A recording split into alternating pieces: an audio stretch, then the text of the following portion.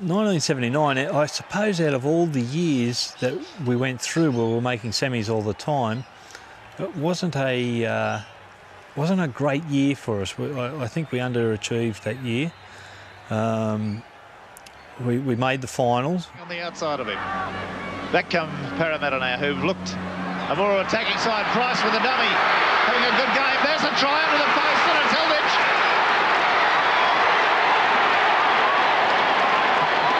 No argument about that one.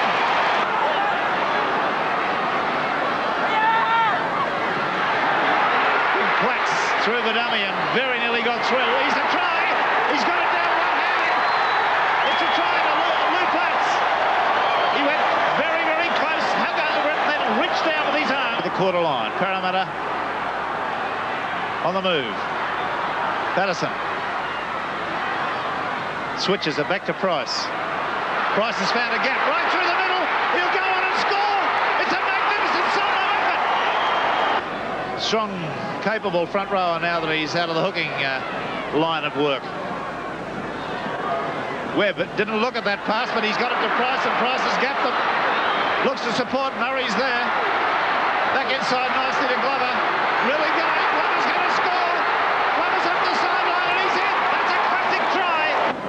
And I reckon the bookies are going to shorten them down even more for the grand final favouritism. Somebody off.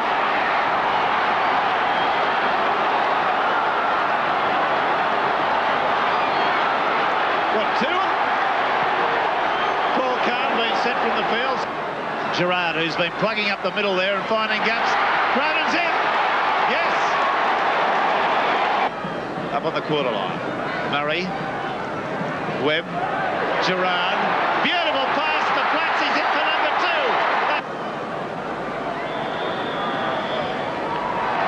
2. Easy. I've recalled young Peter Sterling, who was blooded in last year's semi-final replay, and deposed veteran Johnny Peard, who will coach the Eels next year.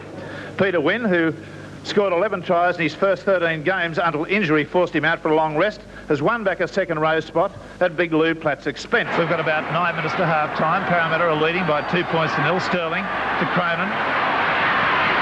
Unloads one-handed back to Levy. Levy then to Webb. Webb away to Sterling. Sterling makes a nice little break. Got himself up. Look at Atkins. Atkins positioning himself. Lobs a pass inside. It's over the sideline and they've bombed another chance. That's 3. I would say 3 very good scoring opportunities. Parramatta have bombed in the first half.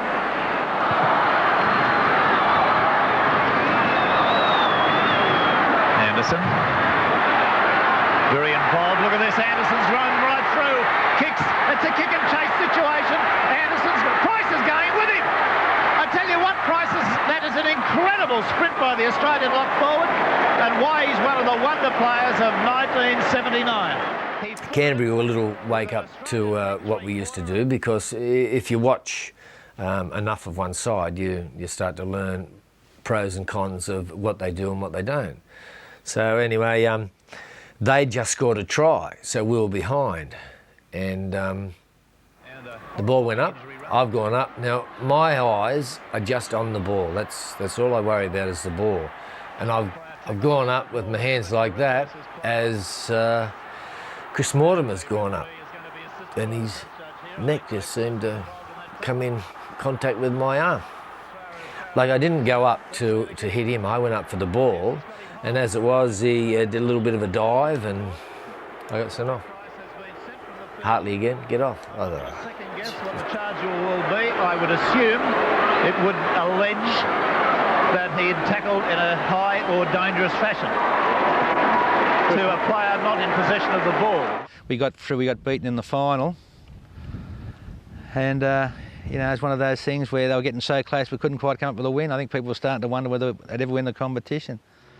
At the beginning of 1979, Terry Fernley actually chose me in the top grade for about the first 6 or 7 games. Again, a learning experience, and I had some good games and some bad games, and subsequently was put back into reserve grade and played there for the rest of the year.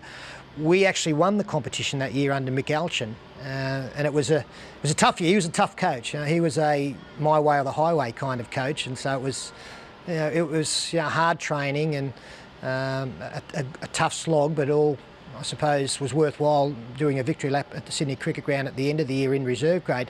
But I also got to play there in first grade as well. A little bit of deja vu. Similar to the year before, I was called up through injury into the top grade, this time against Canterbury. I was at 5/8. And Mick Patterson was the starting 5/8, the normal starting 5/8, but got a very bad infection. And he played the week before and actually pushed the poison all through his system, and it got very serious. And they called him in at one stage there. I don't think I'm overdoing it in saying it almost got life-threatening at one stage. So, it was a difficult time for Mick Patterson, and he gave me that opportunity by pulling out of that game. And again, it wasn't a match that I excelled in. My most vivid memory is being pushed off by Gary Hughes, their 5/8, a very, very smart player, but not the quickest and probably not the strongest. But the kind of game that again I look back on that I wish I could have contributed more. I'd have loved to have been on a winning side, but in the long run, something that again probably helped me, years down the track more than that particular afternoon. I left Penrith at the end of 1977 and joined Eastern Suburbs in 1978 under the captain coach Arthur Beetson, and really came back into my own. I just felt fit and good, and they had such a great array of names. It was like basically playing in a test team at some stage with Coote and Bobby Fulton, Mark Harris, Billy Mullins, Fairfax. They just had a wonderful side. And I felt actually privileged to be playing in that team. And while we didn't do it, set the comp alight, we certainly won a lot of games and actually did win the midweek competition of that year. And I think a pre-season comp in the following year. And I really enjoyed the 2 years I was with Eastern Suburbs. Wonderful blokes, terrific blokes, and really enjoyed it. But I'd made up my mind then that while I was still only about 30, I was certainly getting close to the end of the line, and I would have liked to have finished my football at Parramatta. So I was talking to Dennis Fitzgerald, and I said to Dennis, like, if there's ever a chance that anything could happen that I could come back and just finish off with Parramatta, I'd really like to do it. And as things turned out, I came back in 1980. The end of 79, as I say, you think it's a great year. I came up for contract, 9 years, life membership, the following year, all that type of gear. However, St George management and myself, we just couldn't nail down a contract that was acceptable to both of us. It was basically their business decision to let me go, which I respect them for. And then, I just had to bite the bullet, so I bit the bullet. And that particular day, Parramatta rang and said, we're keen on acquiring your services. I said, well, what's the deal? And they told me the deal, and I said, well, if that's the deal, I'll sign with you tonight. And they said, hang on, don't you want to think? I said, no. I said, no. I said, I want to go to a club that is going to have an enormous chance of winning premierships. I think it'll assist, I know I can assist you, very, very much so, and it's only a natural progression to go from one club to your main competitor, I suppose, because the Parramatta St George battles over the years had been quite memorable out here at Cumberland Oval.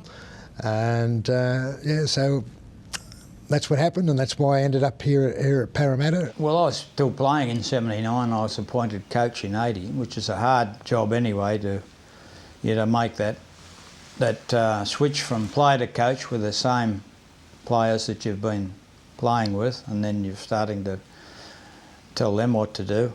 It's a very difficult process.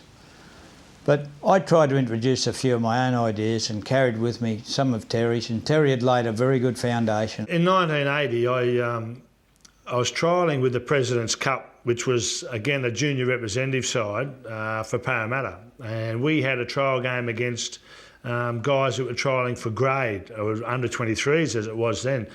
over at Cumberland Oval. So I played in a few games over there, and then on the, I think on the Monday, I got a phone call from Ron Fernley, whose brother was Terry Fernley, who was coaching in '79 at Parramatta.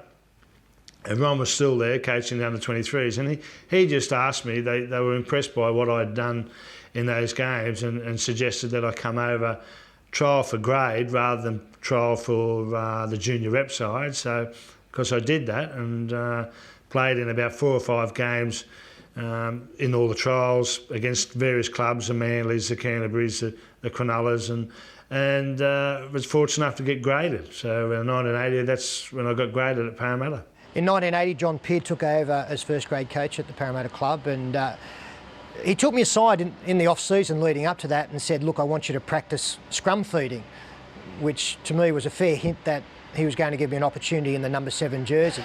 We didn't have a good year. We won the Amco Cup, I think, but the club was certainly looking at more than that when it came to the success stakes. And I felt as players we let John down. We had a good side, we had a lot of talent there.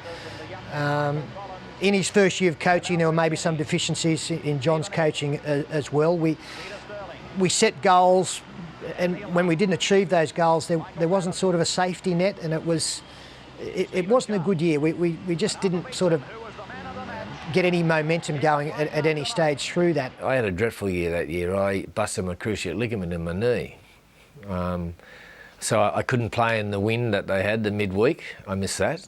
I was out for, I think, 6 or 9 weeks or something. I was made captain. Ray Price got injured, and I was fortunate enough to be able to captain the side for that year, which wasn't too tough really. I mean, I had some just great players with like Cronin, Gerard, and Sterling, and the like all around me, and they just helped with the decision making and just got on with the job. Or Bob O'Reilly, or the Bear as he's affectionately known by rugby league fans, had a blinder last week, as good as anything he's produced in the last 6 years. Obviously pride was the motivating force. He wanted to prove that even a veteran can produce the goods, and he did.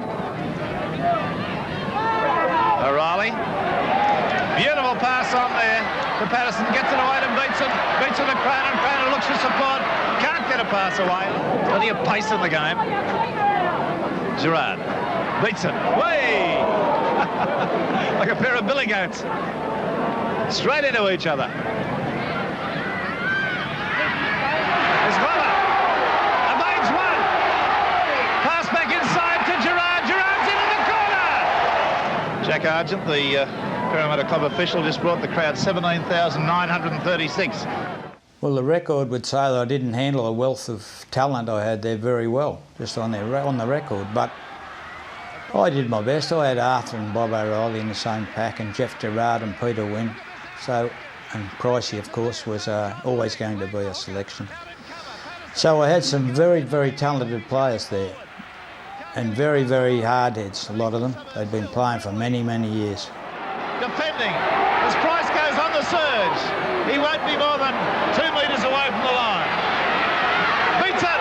Beats it's there! It's a try! It's not a try. Yes, it's a try! I think we certainly let him down at the end there, where we lost 4 games in a row, and from memory the last one was a shocker. I was watching the last game, we're playing West, and Teddy Goodwin just kept, not hammering Crow, but in his face all the time. Anyway, Crow had played, Mick Cronin had played against Teddy Goodwin, all his junior. So they'd always been at each other. And I'd never seen the Crow throw a punch. He got sent off. I couldn't believe it. Wow. So it was the first year in quite a number of years that we never made semi-finals. As it turned out, Peardy, he only got 1 year out of him too, and the great Arthur Beetson, who was with Parramatta that year, he decided to retire too, but his last 3 or 4 games with Parramatta was as good as I've ever seen him play, and it was just absolutely great to see him go out the way he did, even though he finished with Parramatta in reserve grade in a grand final. And but I think that's the mettle of the bloke, that it didn't worry him too much. He just went out there and did the job.